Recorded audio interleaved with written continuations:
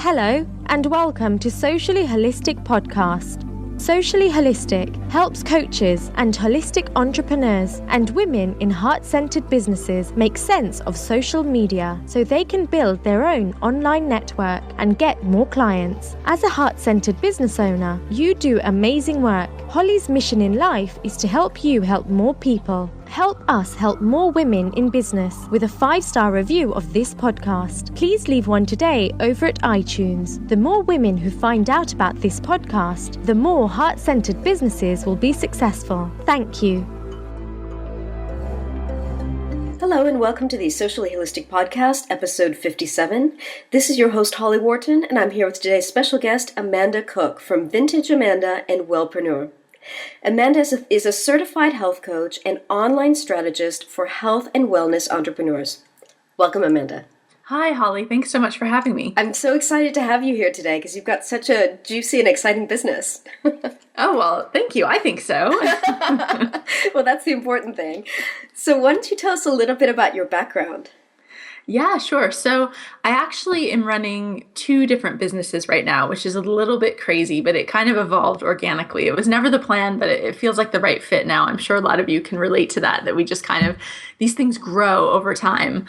And so I actually started my career in technology. So I studied computer science. I've always been really into computers and technology. And I worked for software companies in the US and then later in France and the UK. And that was, it was okay. I enjoyed a lot of parts of the job, like the travel and teaching and working with different clients, but I just kind of knew deep down that wasn't what I was supposed to be doing with my life.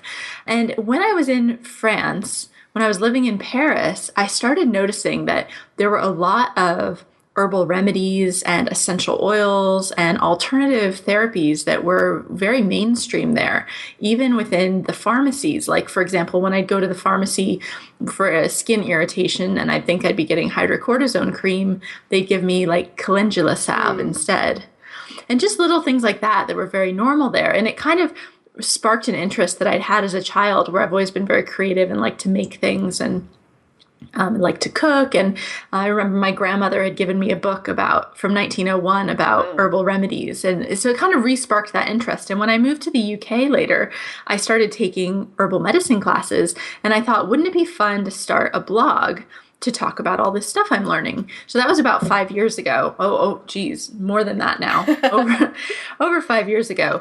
And Vintage Amanda was really just born as a blog where I wasn't trying to make any money from it. I was just sharing what I was learning.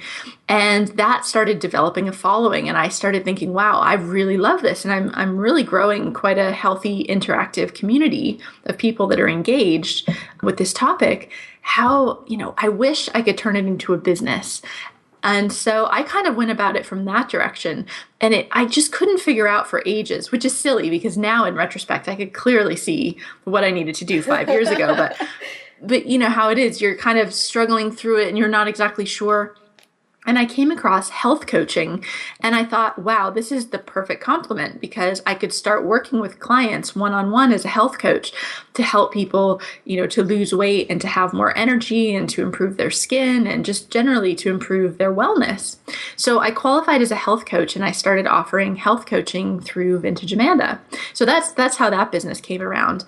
And then Wellpreneur Online just started because as I was going through my health coach training, because of my background in technology, all the other health coaches kept saying, well, how did you start your blog? And how did you grow such a big community? And, what do you do on social media? And basically, how did you make this happen? How did you get this big online community? And so I just started teaching people, just the people that I knew. And then it just started growing. And I thought, okay, it's much better if I just put this all online rather than me just teaching people individually. And so that started Wellpreneur. So I've got these 2 going and it's good. I don't recommend anybody has 2 businesses really, because if anyone out there is in the same situation, it just kind of doubles your workload. Mm-hmm. But at the same time, it's like both halves of my personality. I'm really into natural health and beauty, and I'm also really into technology. So it's like an outlet for both things. I love that. And how do you manage your time between the 2 businesses? Because I know I find it so difficult. I'm at the point where I've got two businesses and I'm kind of letting go of one, but it's still so hard for me to kind of separate my brain into two segments. Absolutely. Yeah. And I think it's something that is still evolving for me. I've tried a lot of things. What I've discovered now is that I've really got to group my tasks and really bunch things together. So I try to have like an entire day that's for Wellpreneur and an entire day that's for Vintage Amanda, because I find like the mindset is different. You know, talking about technology and things is very different from like exploring herbal remedies and writing recipes for beauty products. And so basically I have a weekly plan so that I know like on Mondays my podcast is released, and on Tuesdays the Wellpreneur newsletter goes out, and Wednesdays the Vintage Amanda newsletter goes out. And so I can kind of, you know, plan my week like that. And then on certain days I just know, you know, after I send out that newsletter or once it's scheduled to go, the rest of that day I do all Wellpreneur stuff. Wow. And then the next day I do all Vintage Amanda stuff. And I just have to do it that way because otherwise I spend too much time jumping back and forth. Yeah, that actually makes a lot of sense. I think that's probably the smartest way of going about doing it. Otherwise, I think it would just, I mean, I know it would drive me crazy to go back and forth between different things. But, you know, what does happen in reality, and what I've just learned to accept, is that sometimes, like I was doing a really big launch for Wellpreneur for a program on how to find your first 1,000 fans for your business. And during that launch and the couple weeks leading up to it, I did nothing on Vintage Amanda. And that's not ideal. But, you know, just sometimes you just get so into a project and that just has to take your full attention. And so, you know, at first I used to beat myself up about things like that. And now I just realized, you know what? It happens. So, you know, I try to plan ahead for it as much as I can, but, you know, I'm human. It doesn't always work out perfectly. So I love that. Now, you've built up a massive community around Vintage Amanda. You get over 50,000 visitors to your website per month. Is that correct? Yeah. How did that happen? What were your, what did you do to build up that massive community?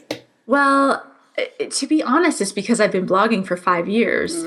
That's a big part of it. And, you know, when people start out, when you just start a website, you're not going to have that kind of traction for a variety of reasons. Like, you know, I started out 5 years ago. I've done lots of guest posting. I've gotten some media coverage of things I've pitched myself.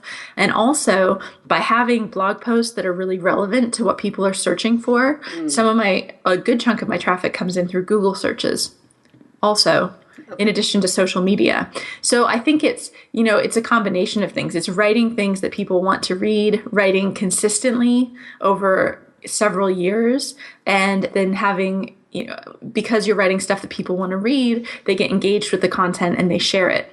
And so then it starts to get some interaction and you know, organic growth that way. Now, one of the questions that I get a lot on my online social media course is, how do people know what their ideal clients and fans want to read? And I think that's something that a lot of people really, really struggle with when they first get started. So what would you say are your top tips, or what has worked for you as far as trying to figure out exactly what it is that people want from you?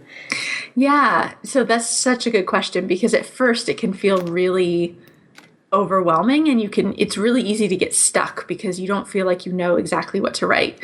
And so, you know, in an ideal world, I think you'd find a couple people that you think are in your target audience. So like if you're like, I'm a health coach, so even if you were still in your health coaching program, you might work with a couple test clients and you would know what kind of questions they're asking you. And that's a really good place to start, right? So that's kind of, in an ideal world, I'd go with the questions that people ask you the most often.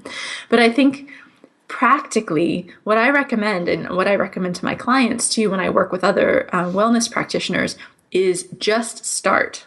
Like, you've just got to start writing stuff, because they'll tell you, like, you'll start to see on social media and on your blog what's getting any traction, right? Because you'll just not get comments on the stuff at first, but then you'll write something and people will share it or comment on it. And then, you know, try something else in that vein. And I think it's important just to start putting material out there, really. The other thing is, I think it's really nice if, like, just to get started, if you just sit down and you brainstorm like 20 topics that people have asked you, or common questions, or what people what people need to know before they can work with you, right? What is the kind of stuff they need to know? Like, do they even need to know what health coaching is or how your diet could affect your lifestyle? Sorry, my examples are all wellness based. No, that's perfect. But things like that, and make a list of 20 things and then pick one that's the most appealing to you and just write it and start writing things and see what resonates. I think that's so important. And of course, when you first get started writing your blog, you don't have a lot of people watching you. So it's easy to make mistakes because not that many people are going to notice. I totally agree. And this is so hard to hear, I think, as somebody starting out. I remember when I was going to publish my first blog post, and before I clicked publish, I was so nervous about it. I remember, and it felt like I was publishing on the front page of the New York Times. I really had this sense like, oh my gosh, is it perfect? Like, is this the message I want to be putting out in the world? And I almost felt like I had to say everything in that first blog post that I wanted to say. And then it's such a letdown because you click send or click publish and nobody reads it, right? Except for like your mom and a couple of your friends. And so I think, that's just the reality of starting a new website, starting a new blog. And so I'd say and I know this is, it's easy to say from where we are now, but you need to just kind of get over yourself and start putting stuff out there. Because once you've got like 5 or 10 blog posts, that's when you're going to start seeing traction. And so you just need to start. It doesn't matter if your first one's bad. Like, you can go back and delete it in a couple of months, but you just need to get started. Yeah, or you can just update it and keep the same topic, but kind of spruce it up and make it sound, better. Oh, absolutely. Yeah. So how consistently were you blogging in the beginning? For the first couple of years, I was blogging at least once a week. I was pretty hardcore about it. But in the beginning, that's what it was a blog. So I didn't think it was a business. And I also had another job, obviously, because it was just a hobby. And so I was really serious about blogging. So I was blogging for once a week. And then for a while, I wasn't getting that much traffic. So I thought, well, maybe if I blog more, I'll get more traffic. So I started blogging twice a week. And that's the wrong thing to do, actually. And I've learned now that you don't need to produce more content. What you need to do is market the content that you have. So at the time I was just like, oh, I'll write more and then more people will find it. And it didn't work. And so I went back to once a week. And I think for a while, a few months in there, I got really busy in my day job and I went to every other week. But pretty much it's been once a week consistently. But I think, for a lot of people that haven't been blogging long, that can be a real relief to know that you don't have to do it. Like, you don't have to blog every day. You actually don't even have to blog every week if you don't have time. It would be better to put out one good blog post a month and then just market it to death. Yeah. Just put it in your email newsletter and put it out on social media and try to get it on other blogs. And maybe if you have any other time, spend your time writing a guest blog for another site rather than just writing more stuff on your own site that nobody's reading. I think that's so important to call out. I've actually heard someone say, and I don't remember who it was, that you should be blogging once a week for other people and just once a month on your own blog. Yeah, it's great advice. Yeah. Definitely, yeah, if you can do it. And I think, guest blogging is something that people have a real hurdle with. Like, they feel really intimidated by the idea of guest blogging. Like, you have to be somebody special or somebody with lots of experience to do it, but it's totally not true. You just need to pitch yourself, and you'll be surprised at how many yeses you get back. So what would you say are your suggestions or tips on how to pitch yourself to another blog to do a guest post? Because I think, as you said, a lot of people are really, really just kind of afraid of doing that in the beginning because they just think that they have to have a super established blog before they can do that. No, exactly. And this is something I ended up going over a lot in my course to get more fans and subscribers, because in my experience, that besides a big media hit, which would be awesome if you can get media coverage, but it's a lot easier to guest blog. And because it's all online and because the people reading it are used to reading blogs, they're going to naturally click back to your site. Like, that's not a very big leap for them to make. So it's a really effective way to get more eyeballs on your site. So if you want to get started guest blogging, the first thing you need to do is do a bit of research and get a list together of sites where your ideal client hangs out.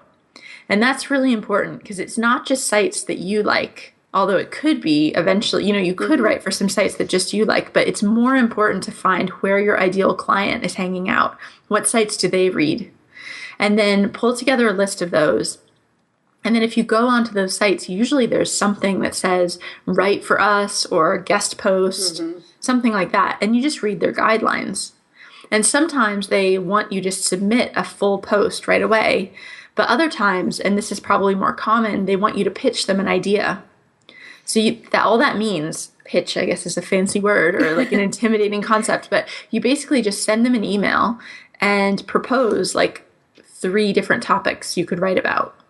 And then they'll write you back and tell you if they're up for it or not. And then if they're up for it, you actually have to write it, and you have to write it, give it your best shot, like write the best post that you can for them and their audience. But really, I think it's putting together a list of sites. And then if you're just starting, I would start with the smallest one, the least intimidating one, and start with that and just send them an email, and pitch yourself. If you have any sort of, street cred that you can list, like any media mentions or any awards or any other blogs you've written on or anything, or a certain number of Facebook followers, like anything you have, mention that in the email to give yourself a little credibility and propose some titles. And then from there, you can work up to the bigger names. I think that's excellent advice, because I think so many people have their eye on, the big name bloggers and think that, they want to strive to reach that. But really, you can take baby steps to get up there. Yeah, totally. And, it depends what you want in the beginning. Like if you really want more traffic and more subscribers to your website, the big names aren't always the best. Like I've actually gotten, I write for the Huffington Post, but I don't get much traffic through them. But then I've guest blogged on like TinyBuddha, and I got absolutely tons of traffic from TinyBuddha when I guest posted for them. So don't necessarily think that just because, it's a big name, you're going to get more traffic from it. Actually, if it's a really targeted niche site that has an engaged audience, you can get a great amount of traffic and subscribers through it. I think that's such excellent advice. So was there a tipping point with Vintage Amanda where everything kind of went from being this side project, this hobby, to becoming a business?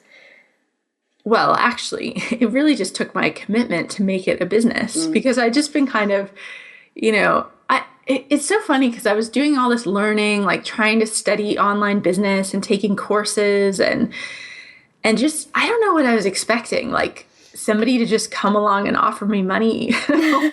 This is the magic moment. You start now. Yeah. Can you teach me something? I'll pay you. I mean, I don't know. I'd gotten so in the groove of giving everything away for free, like giving away, all my recipes and all the advice and all my teaching for free. And I wasn't making any money. And in retrospect, well, obviously I wasn't making any money because I wasn't asking anybody for money. And so the moment I started making money is when I said, okay, this is going to be a business, and I'm going to offer health coaching, and I'm going to offer like these email courses and this online course and put it on there, and that's really, I guess part of it's psychological too, is you shift from this is a hobby to this is going to be my business. And so, and for me, which in retrospect, again, I think it was a bit silly, but for some reason for me, getting a health coaching qualification made that feel okay. Like until then, I kind of felt like, ooh, I don't know if I can teach this stuff. Exactly. Actually, I'm not qualified.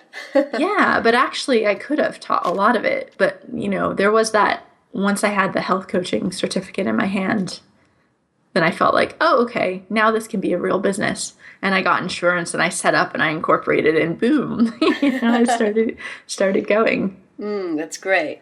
Now, one of the things that you mentioned earlier is that you have a course on how to build, is it your email list or your first 1,000 fans? Yeah, it's your first 1,000 email subscribers. Oh, excellent. Okay. Really. I call them fans. It's your first 1,000 fans because I mean, just not just random email names, but people that actually know you and love what you do.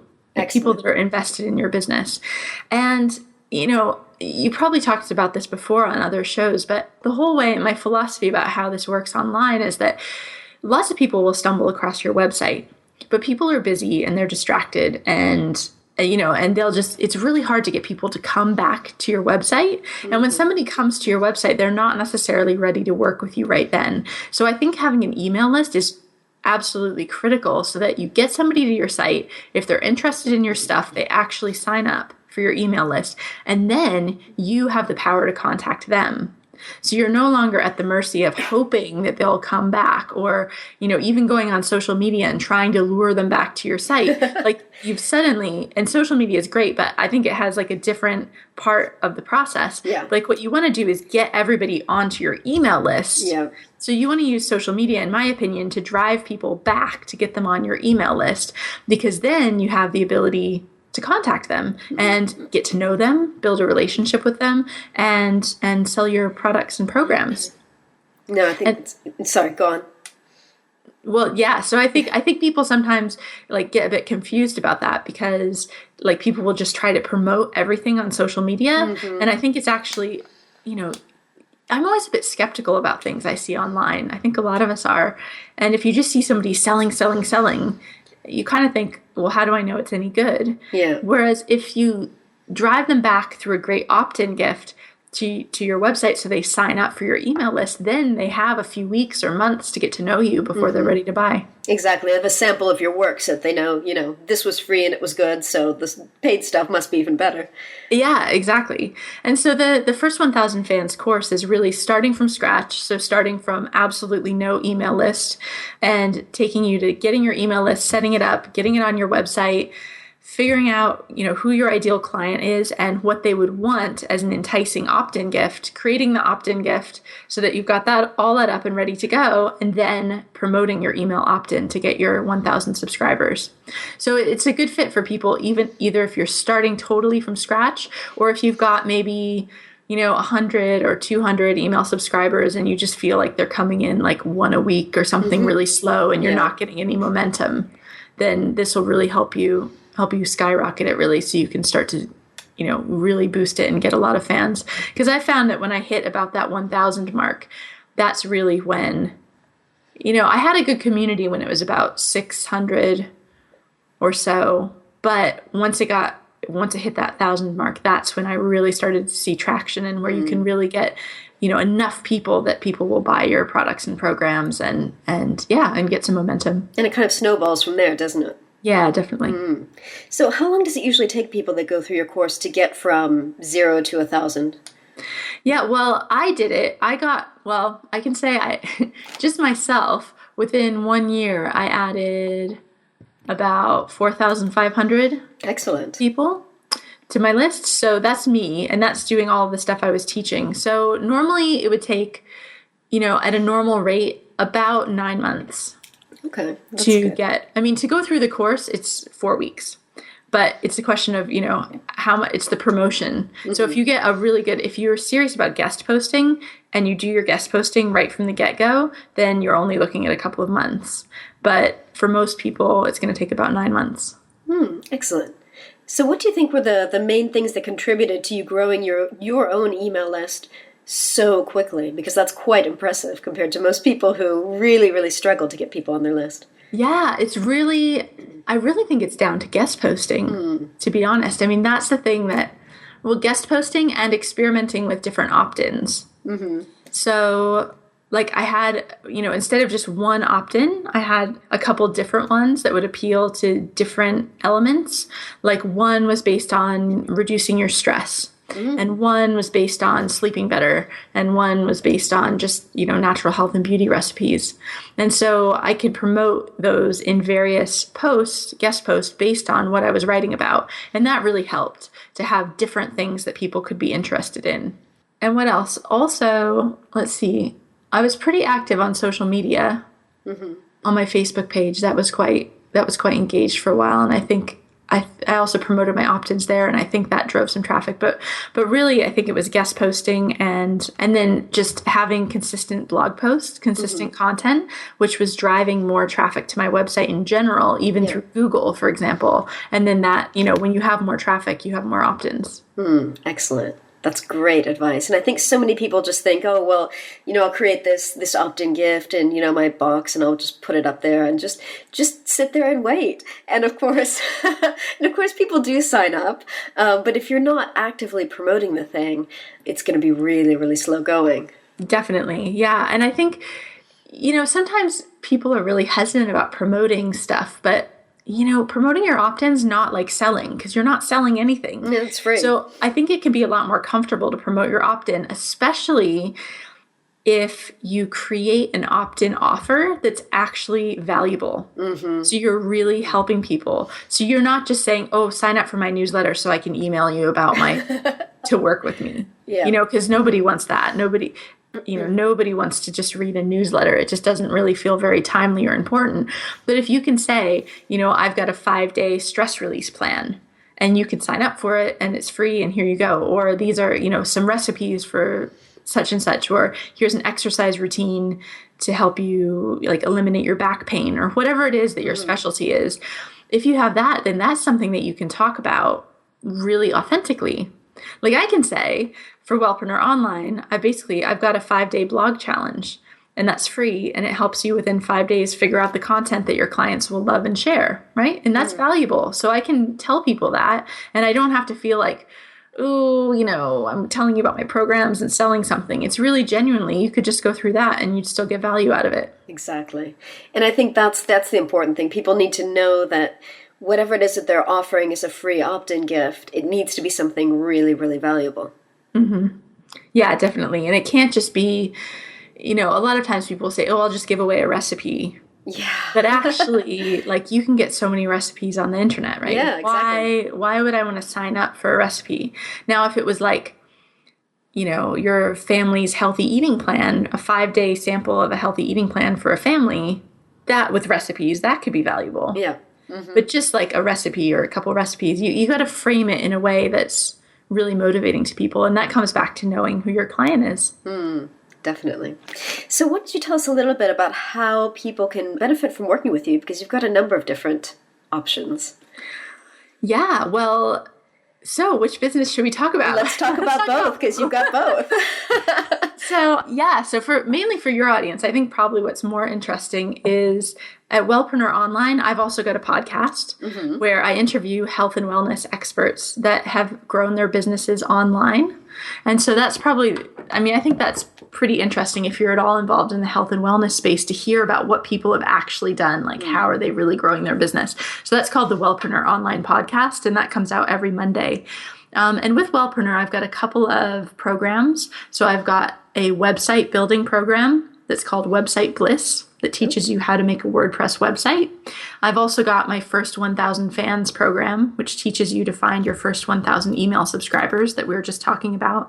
And then I also do one-on-one coaching, which is really where I started there with that business and is still kind of the bread and butter of that business, is working with people individually to help them, figure out what's their business going to look like online and put together that action plan for them and work with them over 3 months to really define their target audience, define their program offerings, come up with their content plan and their editorial calendar, and then really start promoting it to start to get some traction and some visitors. So that's the Wellpreneur side. And I'd be happy to, chat with anybody if they want to pop by the website and get in touch with me. Excellent. And on the Vintage Amanda side, these days, I was doing a lot of health coaching. Now I'm shifting where I'm finding that I absolutely love teaching natural beauty workshops. So I'm teaching a lot of workshops here in the UK on how to make beauty products and herbal remedies. And I'm going to start offering those online later this year and also running retreats in different places around the world. So yeah, lots of stuff happening there. That sounds exciting. Yeah, I can't wait, actually. I'm really excited about that. So. Excellent. So, Amanda, do you have any women business mentors? Are there any women in business who inspire you? Oh my gosh, yes. Let's see. So I'll give you a few different examples. So online, I really like Marie Forleo, and I've been through her program, and I think I really like how she markets herself. So I'm definitely a Marie Forleo fan. In my real life, I'm actually really inspired by Romy Fraser, who is the founder of Neal's Yard Remedies here in the UK. And obviously because she's in the natural beauty world as well, natural health and beauty, and just grew a multi-million pound business and then sold it. And now she actually runs an organic farm, which is where I give some of my workshops. And I just find her story really inspiring. Gosh, I love it though. I love this online world though, because I think there's getting to be a lot more women in it. Yes. Which I find really exciting. Oh, and let me just say, this is random, but my favorite business book that I think everybody should read, which is not written by a woman, but you should read it anyway, is The Big Leap by Gay Hendricks. Mm-hmm. Have you read that one? Yes. I love that book. Yeah. I find it really helpful. It's all about like your internal blocks that are keeping you from dreaming bigger. Because I think if there's one thing I've learned in this journey, especially in the past, year and a half since I quit my corporate job, is we're so limited by what we believe. Like we're only going to achieve as high as we can imagine. Mm-hmm. And so I think, by working with people that are more successful with you and finding those mentors and then that book in particular really helped me to think bigger, which I think is really important. And I think that's so, so important because being in business for yourself just brings up so much of your stuff. And it's such an amazing personal development journey, just because it gives you the opportunity to just see it right there and just realize you need to get through it and work through it in order to be successful in your business. Oh my gosh, absolutely. It does everything. I mean, you have to deal with, promoting yourself and believing in yourself when nobody else does. You have to get over your money stuff. I mean, and work and disciplining yourself to do the work and trusting your decision making. I mean, it's what you said exactly. It's the best self-help exercise ever. And you get to make money from it. Yeah, hopefully, yeah. Thank you so much for joining us today, Amanda. Can you tell us where people can find you online at your different websites and social media profiles? Yeah, sure. So I've got two websites, wellpreneuronline.com and then vintageamanda.com. And also Twitter. I've just got one Twitter. Maybe that's easier. It's @vintageamanda. Excellent. All right. Thank you so much for joining us. It was such a great, just fabulous tips, and it's so inspiring to hear from someone who has really, stuck it out with the blogging and seen massive results in her business. So, thank you. Thanks, Holly. And thank you for listening. And remember to visit sociallyholistic.com/SHP57 for the show notes on this episode. Thank you. Thanks so much for listening to the Socially Holistic Podcast with your host, Holly Wharton. Please help us help more women in business by giving us a 5-star review of this podcast. The more women who find out about this podcast, the more successful businesses there will be. So please leave a 5-star review today over at iTunes. Thank you.